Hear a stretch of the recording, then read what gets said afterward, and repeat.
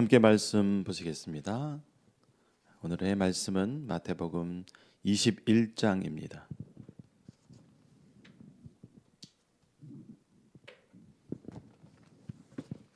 마태복음 21장 18절에서 22절까지의 말씀을 우리 함께 읽도록 하겠습니다. 마태복음 21장 18절에서 22절까지의 말씀을 함께 보도록 하겠습니다.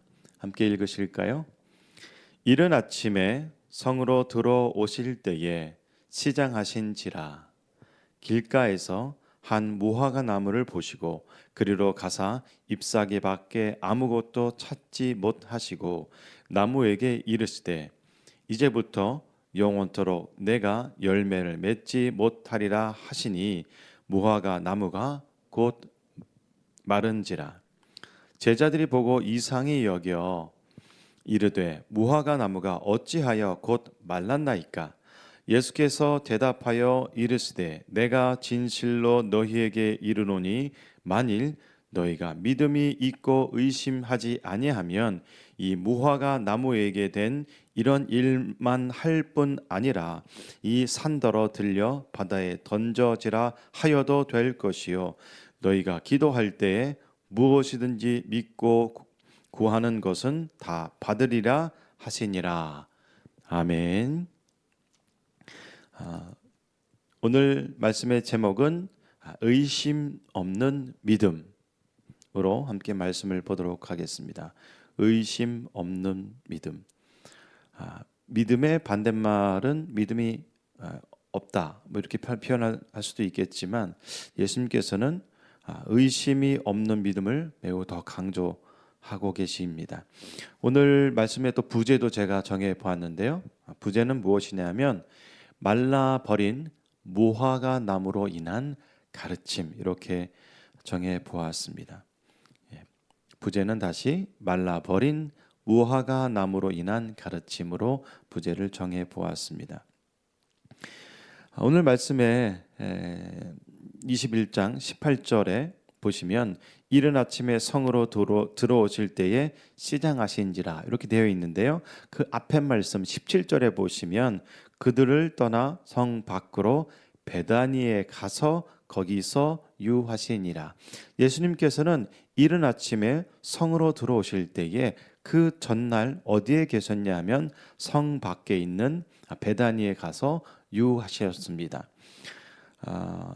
여기서 유하셨는데 그 유하셨다는 것이 무슨 5성급 호텔 혹은 잘 갖춰진 그런 집이 아니라 아마도 학자들은 말하기를 이 유하셨다고 표현되어 있는데 누구의 집인지는 알 수는 없겠지만 예수님의 그 전날 밤의 잠과 또한 식사는 편하지 않았을 거라고 이구동성으로 똑같이 말하고 있습니다. 예수님께서는요 이제 이른 아침에 성으로 들어오실 때에 이렇게 말씀하고 있는데 예수님께서는요 여기서 말하는 성은 예루살렘 성을 말합니다. 그리고 들어오실 때에 무엇을 보셨냐면 한 무화과 나무를 보셨다고 말씀합니다. 아직 성 안이 아니라 성 밖이고 또 이 무화과 나무를 어디에서 보셨냐면 한 길가에서 보셨습니다. 오늘 제가 이 말씀을 전할 때에 먼저 한 가지 당부의 말씀을 먼저 드립니다. 특별히 오늘 21장 22절에 보면 우리가 너무도 잘 알고 있는 말씀이죠. 너희가 기도할 때에 무엇이든지 믿고 구하는 것은 다 받으리라 하시니라. 아멘. 이 말씀은 첫째로 제자들에게 하신 말씀입니다.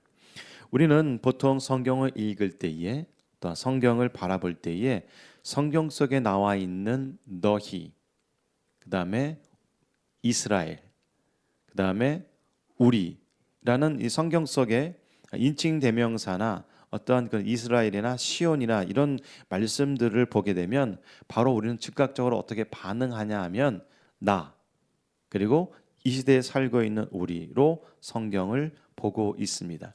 하지만 우리가 이 성경의 말씀을 볼 때에 더 성경 말씀을 명확하게 보기 위해서는 나라는 존재를 먼저 잠깐 빼고요. 성경 속 2000년 전으로 돌아가서 성경 속에서 예수님이 하신 말씀을 객관적으로 바라볼 수 있는 그런 힘을 기르셔야지 됩니다. 다르게 말한다면 내 자신의 내 중심적인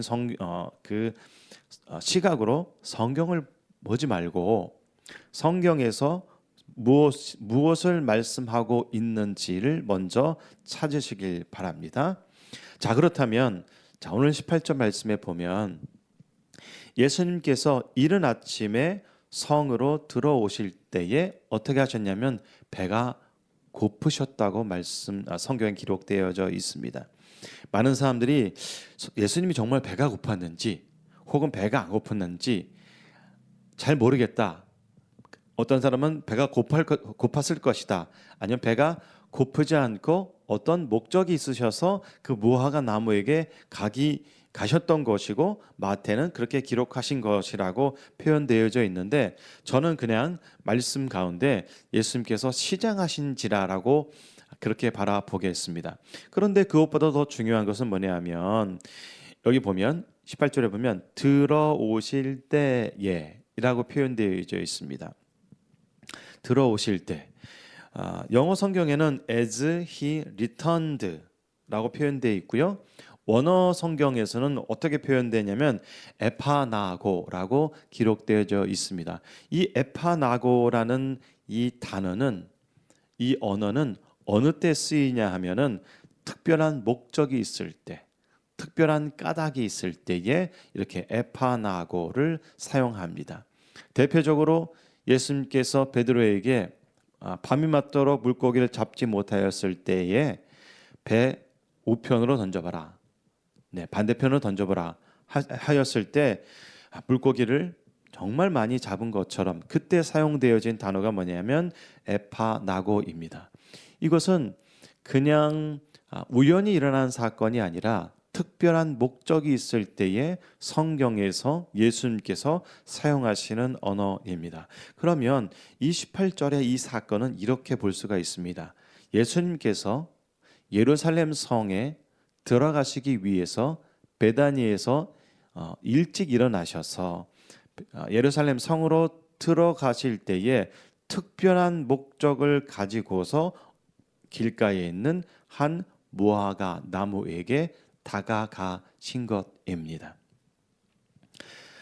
19절 말씀에 보니까 그래서 길가에서 한 무화과 나무를 보시고 그리로 가사 잎사귀 밖에 아무것도 없었다고 성경에서 기록하고 있습니다. 무화과 나무는 1년에 2번 열매를 맺는다고 합니다. 2번 열매를 맺는데 지금 예수님께서 6월절에 앞두고 예수님께서 예루살렘 성으로 들어가실 때는 어느 때냐면 우리 원력으로 말하면 4월 달입니다.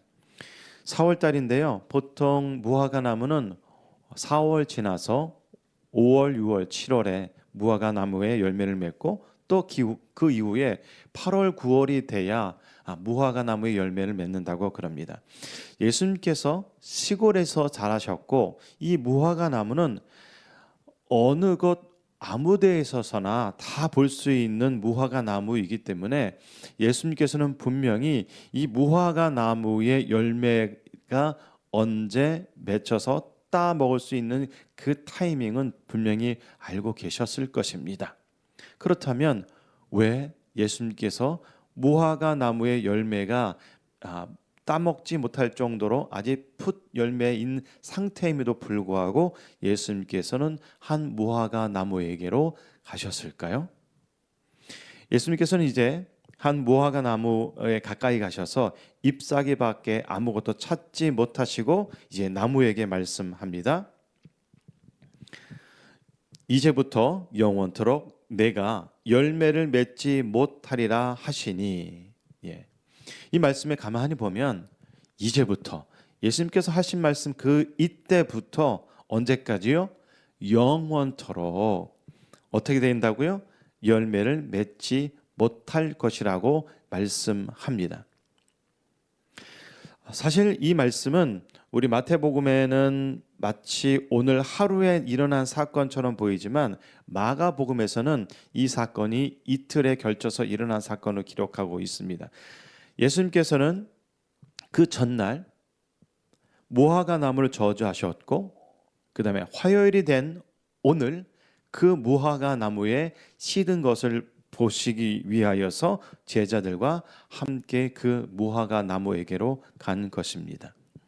아까 제가 처음에 말씀드렸을 때에 이른 아침에 성으로 들어오실 때, 이 들어오실 때는 그냥 들어오실 때가 아니라 애판하고 특별히 무슨 이유와 까닭이 있을 때에 예수님께서 사용하신 언어라고 말씀을 드렸는데, 그렇다면 왜 예수님께서는 이 무화과 나무를 저주하시고 영원토록 열매를 맺지 못하리라고 말씀하셨을까요? 성경에 보면 우리가 성경을 읽다 보면 이 말씀이 수많은 분들이 이 무화과 나무는 이스라엘이다. 이 무화과 나무는 마치 오늘 마태복음의 전반적으로 흐르고 있는 대제사장이나 서기관들이나 예수님을 적대시하는 사람들을 표현한다고 말하고 있고, 이 무화과 나무는 마치 구약 성경에 기록되어져 있는 것처럼 무화과 나무는 이스라엘이기 때문에 이제 이스라엘의 영원한 멸망을 말하는 것이다라고 말하는 분들이 거의 대부분입니다. 제가 사실은 일주일 동안 이것 때문에 이것저것 좀 찾아봤어요. 사실은요. 성경 주석 적어도 한 7권, 8권의 같은 말씀의 같은 본문의 같은 내용의 글들을 제가 계속 찾아보았는데, 이 무화과 나무를 이스라엘로 표현하고 있고, 많은 분들이, 여기서 많은 분들은 많은 신학자들입니다. 그리고 많은 신학자들에게 영향을 받은 신학교이고, 그 신학교에서 그렇게 교육받은 우리 목회자들도 그렇게 바라보고 있고, 저뿐만 아니라 많은 사람들이, 유명하신 분들도 이 무화과 나무의 저주 사건을 보면서 이스라엘의 영원한 멸망이다, 예루살렘 성전이 AD 70년에 멸망하는 것을 예언한 것이다 라고 말하고 있는데, 저는 절대 그렇게 바라보고 있지 않습니다.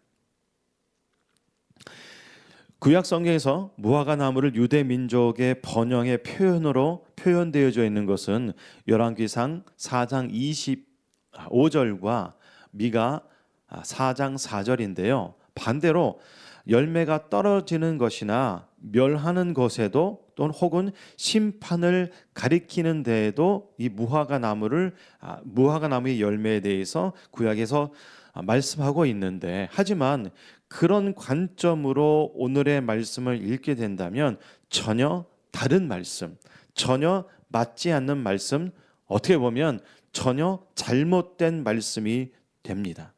왜냐하면 무화과 나무가 곧 마른지라고 19절에서 말씀하고 있는데, 이것에 대하여서 20절에서는 제자들은 무엇이라고 말하냐면, 제자들이 보고 이상히 여겨 이르되 무화과 나무가 어찌하여 곧 말랐나이까 라고 말하고 있습니다. 제자들의 질문을 보면 예수님이 어떠한 의도로 이 무화과 나무를 말씀하셔서 마르게 하셨는지 볼 수가 있는데요. 제자들의 질문은 무엇이냐면 어찌하여입니다.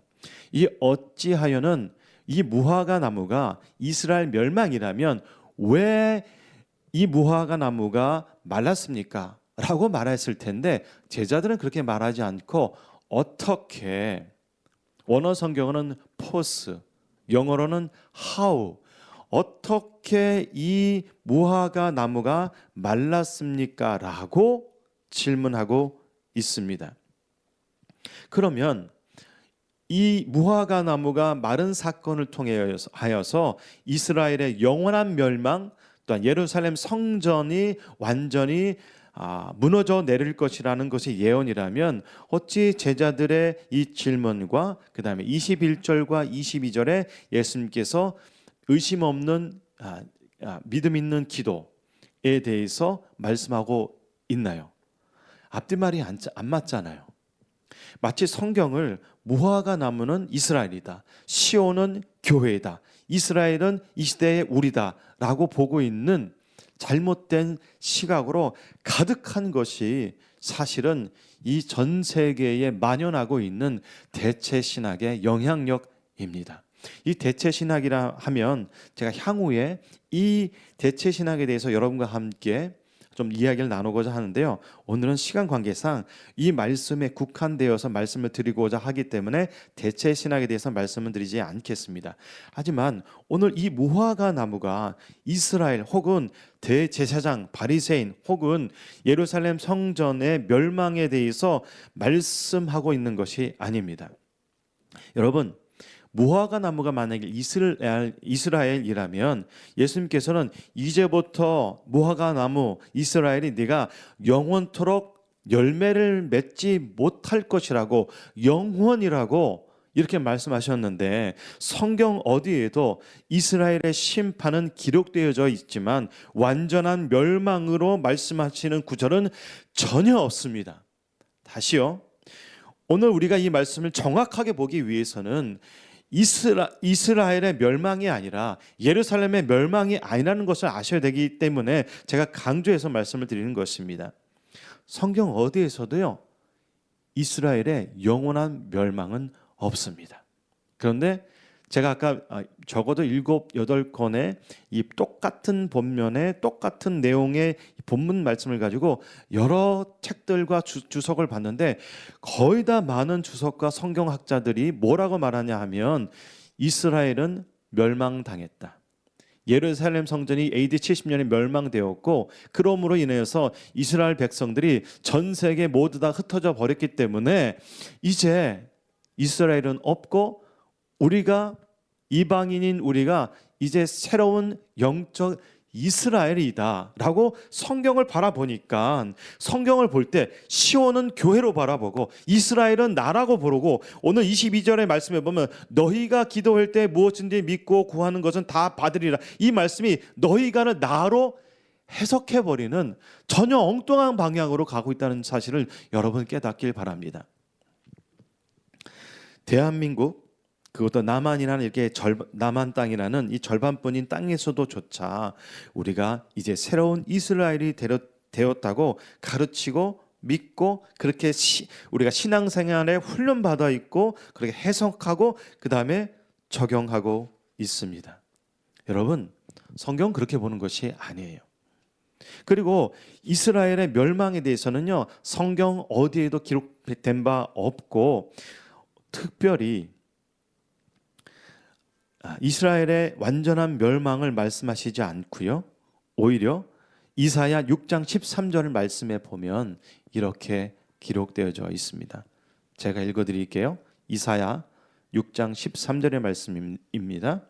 그 중에 10분의 1이 오히려 남아있을지라도 이것도 삼키운 바 될 것이나 밤나무 상수리나무가 폐임을 당하여도 그 구루터기는 남아 있는 것 같이 거룩한 씨가 이 땅의 구루터기니라. 여기서 말하는 구루터기와 거룩한 씨는 이스라엘을 말합니다. 이사야의 그 예언 가운데에 10분의 1, 오히려 그 10분의 1 가운데에서도 정말 작은 부분이 남아있을지라도 그 밤나무 상수리 나무가 배임을 당할지라도 뭐가 남아있다고요? 그루터기가, 근본 뿌리가 남아있는 것처럼 이스라엘은요 완전히 멸망하지 않았습니다. 지금 지구 반대편에 이스라엘과 하마스의 전쟁이 왜 일어나고 있습니까? 전쟁은 참 슬픈 일이지만 이스라엘은 아직도 하나님의 언약 백성입니다. 또한 로마서 11장에 보면요, 제가 여러분 이 말씀을 구약 성경과 신약 로마서의 말씀을 보는 이유는 오늘 본문의 말씀을 더 명확하게 보기 위해서 여러분과 함께 보는 것입니다. 네, 로마서 11장 1절부터 5절에 보면 이스라엘의 남은 자, 이사야서에서 말하고 있는 거룩한 시 그 이스라엘에 대해서 바울이 말하고 있습니다.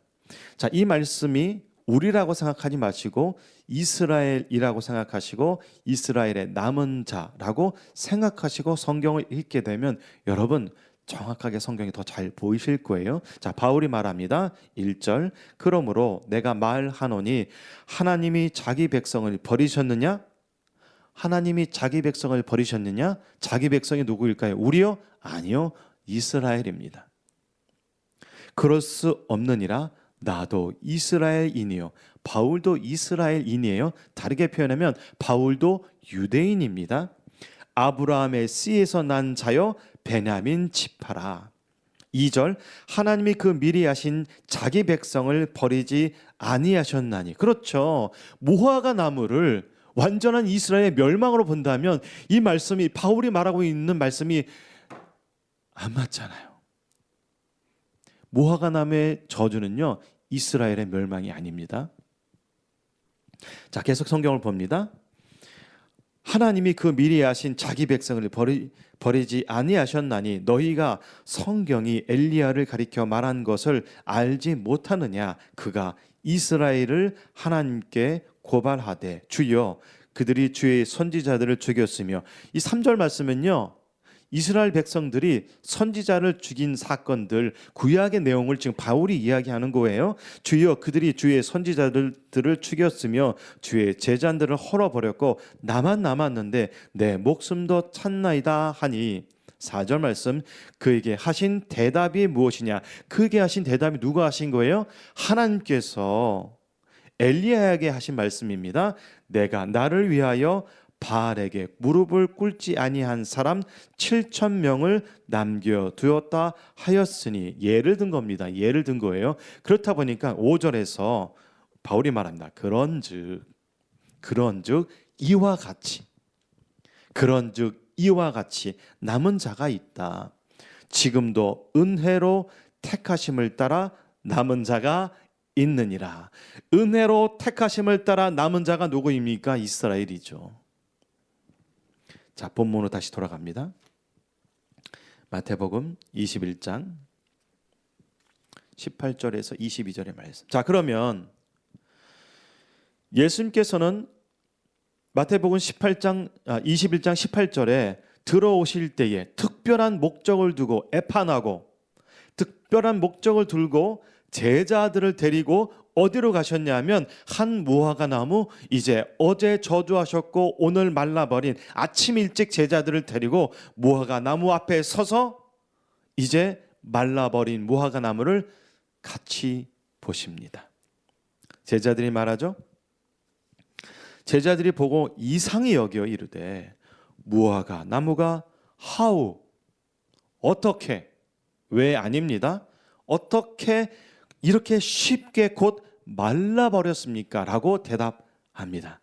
이제 예수님께서 대답하십니다. 21절 예수께서 대답하여 이르시되 내가 진실로 너희에게 이르노니 만일 너희 제자들이 믿음이 있고 의심하지 아니하면 이 무화과 나무에게 된 이런 일만 할 뿐만 아니라 너희들도 말만 하면 이 무화과 나무가 마르게 할 수 있을 뿐만 아니라 그뿐만 아니라 이 산더러 들려 바다에 던져져라 하면 그렇게 될 것이야.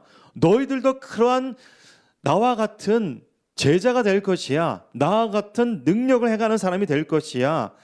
그것을 말씀하시기 위하여서 예수님은 무화과 나무를 저주하셨고 그 무화과 나무의 마른 그 앞에서 제자들을 가르치고 깨닫게 하시고 믿음 있으라고 말씀하시는 것입니다.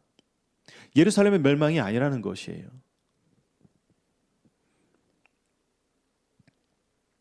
(22절) 말씀 이제 예수님께서 제자들에게 말씀합니다. 너희가 기도할 때에 누구예요? 제자들입니다. 우리 아니에요.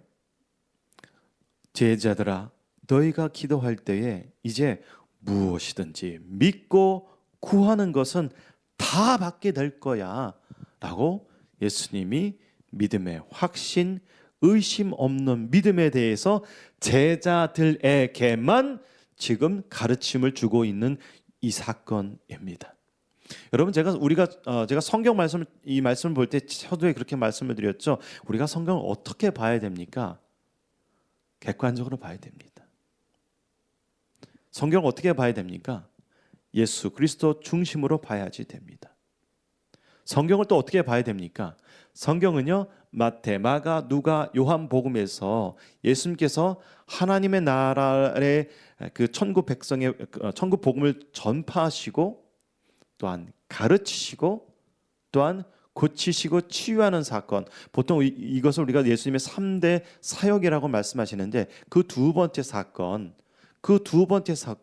가르치시는 것의 그 현장 가운데 누구를 데리고 다녔나요? 제자들을 데리고 다녔습니까? 누구에게 가르치셨나요? 제자들에게 가르쳐 주셨어요. 나중에 기회가 된다면 요한복음에서도 예수님께서는요, 성령에 대해서도 가르쳐 주시고요. 예수님께서는요, 성령뿐만이 아니라 이 땅의 끝에 대해서도 말씀하셔 주시고요.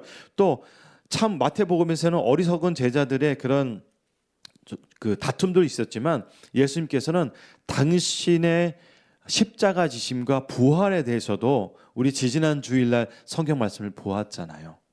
제가 드리는 말씀은 뭐냐면 예수님은요, 제자를 향한 그 뜨거운 사랑과 열정이 매우 가득하셨습니다.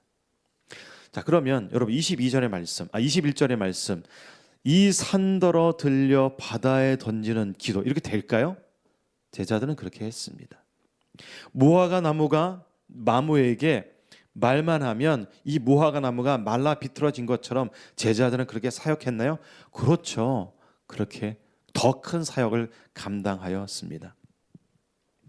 여러분, 사실은요, 엄밀하게 말하면 마태, 마가, 누가, 요한복음 이후의 모든 성경은요, 예수님의 제자들의 이야기입니다. 그림 하나만 좀 보여주시겠어요? 사도행전으로부터 시작해서 요한계시록에 이르기까지 사도행전, 로마서, 고린도 전후서, 갈라디아서, 에베소서, 빌립보서, 골로새서, 데살로니가 전후서, 디모데 전후서, 디도서, 빌레몬서, 히브리서, 야고보서, 베드로 전후서, 요한 1서, 2서, 3서, 유다서, 요한계시록에 이르기까지 모두 다 예수님의 제자들의 사역 이야기입니다. 그렇다면 여러분, 사도행전으로부터 요한계시록에까지 예수님의 남은 사역을 감당하기 위하여서 그들은요, 산을 들어 던지는 그러한 믿음의 응답을 받은 것 이상으로 사역을 감당하였습니다. 마태복음 28장을 한번 보실까요?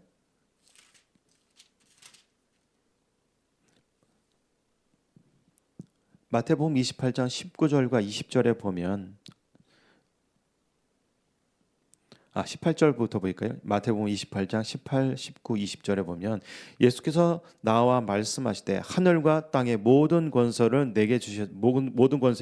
내게 주셨으니 그러므로 너희는 가서가 누구예요? 제자들이란 얘기예요. 우리 아니란 얘기예요. 이 시대에 우리도 포함될 수 있지만 성경을 곧이곧대로 성경 중심으로 본다면 너희는 가서는 누구냐 하면 제자들을 말합니다. 모든 민족을 제대로 삼아 아버지와 아들과 성령의 이름으로 침례를 베풀고 내가 너에게 분부한 모든 것을 어떻게 하라고요? 예수님께서 가르치신 것처럼 제자들도 가르쳐라. 볼지어다 내가 세상 끝날까지 너희와 항상 함께 있으리라 하시니라. 그러니까 사역을 감당해라. 그러니까 사도행전으로부터 시작해서 요한계시록에 이르기까지 그들은 사역을 감당하였습니다. 그러면 여러분 궁금해지는 게 있죠. 그러면 우리는 뭐예요? 오늘 이 말씀을 통하여서 우리에게 하시는 말씀은 뭐예요? 없습니다. 섭섭하세요? 아니요. 오늘 예수님의 열정을 보셨잖아요. 예수님께서 십자가 지심으로 인하여서 당신의 십자가 사역을 향한 그 뜨거운 열정과 제자들을 향한 그 사역의 열정을 보셨잖아요. 그러면 우리는 그것으로 족합니다. 또 한 가지 덧붙인다면 너희가 기도할 때 무엇이든지 믿고 구하는 것은 다 받으리라는 것은 제자들은 그렇게 다 받았고 그렇게 다 사역을 감당하였습니다. 제가 요즘 최근 몇 년 들어서 하지 않는 게 있어요. 그것은 뭐냐면 큐티입니다. 큐티. 여기서 큐티를 안 한다는 것이 아니라 큐티 말씀의 적용 부분을 하지 않는 것입니다. 여러분, 참 신기한 거 제가 말씀을 드릴까요? 똑같은 성경, 똑같은 본문, 똑같은 본문의 구절을 놓고 왜 10명이면 10명, 100명이면 100명, 1000명이면 1000명, 10,000명이면 10,000명, 왜 수많은 사람들이 그 말씀을 다르게 설교할까요? 그런 생각은 안 해보셨습니까? 설교는 설교를 위한 설교를 하다 보니 이 본문 말씀은 이렇게도 설교할 수 있겠죠. 너희는 기도할 때 무엇든지 믿고 구하는 것은 다 받으리라. 너희는, 여러분 기도 열심히 하십시오. 여러분이 기도하셔야 응답받을 수 있어요. 이렇게 말하는 우리 기독교의 신앙 아니었습니까? 하지만 그것도 중요하지만 그것보다도 더 중요한 것은 성경을 성경대로 볼 수 있는 힘, 대체 신학의 그 눈꺼풀을 벗어버리는 그 힘, 그렇게 볼 때에 누가 더 잘 보이냐면 하나님의 그 언약의 사건, 그 다음에 누구를 통하여서 어떻게 흘러가고 있는지를 보게 된다는 것입니다. 그게 더 큰 축복입니다. 여러분과 함께 보고 싶은 말씀이 있어요. 이 말씀을 이제 우리에게 조금이나마 도전 주는 말씀으로 여러분과 함께 말씀을 보고 기도하고자 합니다. 예수님께서는요, 제자들을 위하여서 따로 뜨겁게 기도하신 겟세마네 동산에서 기도하시기 전에 예수님께서 기도하신 내용이 요한복음 17장의 전체에 기록되어져 있는데 그 17장 전체의 기록 중에서 17장 1절로 10절까지는 당신을 위한 기도이고요. 요한복음 17장 11절에서 19절까지는 온전히 제자들을 향한 중보 기도가 기록되어져 있고요. 그 다음에 20절, 19절 넘어서 20절 이후에는 다가올 세대에 예수 그리스도를 믿게 될 우리 이방인과 전 세계 예수 그리스도를 믿게 될 사람들을 위한 그 중보 기도가 기록되어져 있는데 오늘 이 시간에는요, 예수님의 진정한 제자들을 사랑하는 마음으로 하나님 아버지께 기도하는 제자들을 위한 예수님의 중보 기도가 있습니다. 이 기도 제목을 읽음으로 인하여서 예수님이 12명의 제자를 향한 그 뜨거운 그 마음을 함께 보고자 합니다. 예수님의 기도입니다. 나는 세상에 더 있지 아니하오나 그들은 세상에 있사옵고 나는 아버지께로 가옵나니 거룩하신 아버지여 내게 주신 아버지의 이름으로 그들을 보존하사 우리 같이 그들도 하나가 되게 하옵소서. 제자들입니다. 우리 11절 말씀에 보면 우리 같이 그들도 하나가 되게 하옵소서. 우리 같이, 여기 우리가 누구죠? 하나님 아버지, 하나님 예수님, 하나님 성령님이 하나인 것처럼 제자들도 하나가 되게 하여 주시옵소서. 12절 내가 그들과 함께 있을 때 내게 주신 아버지의 이름으로 그들을 보존하시고 지켰나이다. 그 중에 하나도 멸망하지 않고 다만 멸망의 자식뿐이오니 이는 성경을 응하게 함이니이다. 13절 지금 내가 아버지께로 가오니 내가 세상에서 이 말을 하옵는 것은 그들로 내 기쁨을 그들 안에 충만히 가지게 하려 함이니이다. 14절 내가 아버지의 말씀을 그들에게 주옵사오매 세상이 그들을 미워하였사오니 이는 내가 세상에 속하지 아니함 같이 그들도 세상에 속하지 아니함으로 인함이니이다. 내가 비옵는 것은 그들을 세상에 데려가시기 위함이 아니요 다만 악에 빠지지 않게 보존하시기 위함이니이다. 내가 세상에 속하지 아니함 같이 그들도 세상에 속하지 아니하였사옵나이다. 그들을 진리로 거룩하게 하옵소서. 아버지의 말씀은 진리니이다. 아버지께서 나를 세상에 보내신 것 같이 나도 그들을 세상에 보내었고 또 그들을 위하여 내가 나를 거룩하게 하오니 이는 그들도 진리로 거룩함을 얻게 하려 함이니이다. 아멘. 여러분, 예수님께서는요, 이 제자들을 향한 뜨거운 사랑과 열정을 갖고 계셨습니다. 그래서 오늘 마태복음 21장 22절에서 너희가 기도할 때에 무엇이든지 믿고 구하는 것은 다 받으리라고 제자들에게 말씀하신 것입니다. 그렇다면 아까 잠깐 마태복음 28장 제일 마지막을 보았죠? 거기 보면 예수님께서 제자들에게 말씀하신 것처럼 가르쳐 지키게 하라. 우리가 예수 그리스도를 믿고 이제 성경을 우리가 이 시대에 살고 있는 우리의 말씀 가운데 우리 움직이는 성전에게 적용한다면 이렇게 적용할 수가 있습니다. 예수님의 기도 가운데에 우리도 진정한 제자가 되기 위하여서 이 땅의 삶을 살아갑시다.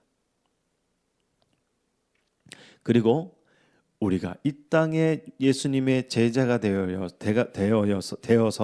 이 땅에 살고자 한다면 예수님의 중보기도의 이 기도를 사모하시기 바랍니다. 어떤 것을 사모하냐 하면 17장 11절 말씀에 우리같이 그들도 하나가 되게 하옵소서. 우리도 제자들이 하나가 된 것처럼 믿음 안에서 예수 그리스도로 인하여서 하나가 됩시다. 13절 말씀 내 기쁨을 그들 안에 충만히 가지게 하려 함이니이다. 제자들에게 예수님께서는 기쁨을 충만하게 되게 해달라고 기도한 것처럼 우리도 우리 안에 예수 그리스도의 기쁨이 충만한 사람이 됩시다. 또한 14절 말씀에 그들도 세상에 속하지 아니함으로 인하여서 우리도 이 땅에 예수님의 제자가 되어서 세상에 속하지 않고 거룩한 삶, 구별된 삶 살아갑시다. 또한 17절 말씀 그들을 진리로 거룩하게 하옵소서. 아버지의 말씀은 진리니이다. 그렇죠. 제자들이 주 예수 그리스도의 말씀으로 성령으로 거룩해진 것처럼 우리는 이 시대에 주의 말씀으로 주의 성령으로 거룩해집시다. 18절 말씀 아버지께서 나를 세상에 보내신 것 같이 나도 그들을 세상에 보내었고 예수님은 세상에 보내셨고 그렇게 그 복음이 대한민국에도 들어왔고 그 예수 그리스도의 복음을 우리는 믿게 되었습니다. 우리도 오늘 주일 휴식하고 주일에 안식하고 내일 이제 월요일이 되면 다시 한번 세상으로 나가게 될 것입니다. 움직이는 성전이 아니라 이제는 더 흩어진 성전, 흩어져서 움직이는 성전이 될 것입니다. 다르게 표현하면 오늘 18절 말씀에 예수님께서 제자들을 세상에 보내신 것처럼 우리도 이제 세상으로 나가게 됩니다. 그래서 19절 말씀 진리로 거룩함을 얻게 하시는 예수님의 중보기도처럼 우리도 진리 안에서 거룩한 주일과 월요일을 한 주간을 맞이합시다. 아멘. 예수님께서는요 이 말씀에 단서 조항을 제자들에게 주셨어요. 21장 21절 말씀 내가 진실로 너희에게 이르노니 만일 너희가 믿음이 있고 그렇죠. 믿음이 있는 자에게만 누릴 수 있는 축복입니다. 권세입니다. 능력입니다. 의심하지 마십시오. 또한 예수님께서 예루살렘 성으로 들어가시기 전에 길가에서 하신 이 사건을 통하여서 정말 예수님께서 당신이 이 땅에 메시아로 오심을 참 하나님이 사람이 되어서 이 땅에 오셔서 유월절 어린 양이 되기 위하여서 예루살렘 성전으로 예루살렘 성으로 들어가시는 사건을 봄으로 인하여서 우리의 믿음이 더욱더 뜨거워지길 원합니다. 더욱더 격양되길 원합니다. 기도하실까요? 살아계신 아버지 하나님, 먼저 간절히 기도하는 것은 우리가 성경을 더욱더 명확하게 볼 수 있는 자기 중심, 나 중심이 아닌 정말 예수 그리스도의 성경, 예수 그리스도의 중심으로 볼 수 있는 그러한 믿음 허락하여 주시옵소서.